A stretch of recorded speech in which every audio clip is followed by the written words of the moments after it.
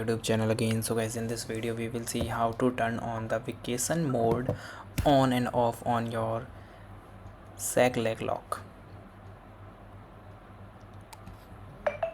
For guys, turning on the vacation mode, first of all extend the deadbolt. Make sure the door is closed and the lock is fully extended into the locked position. Then type the unique 6 digital programming code. After that, press the logo button at the top of your keypad. Then the keypad will light up blue and press the number 4 on the keyboard.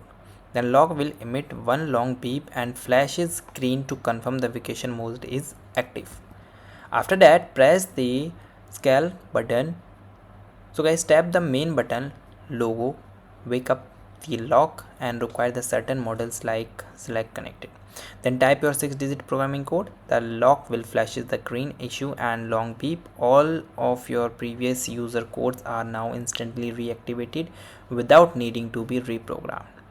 Okay, so this is the way you turn off. So guys, thank you and have a nice day, and guys subscribe.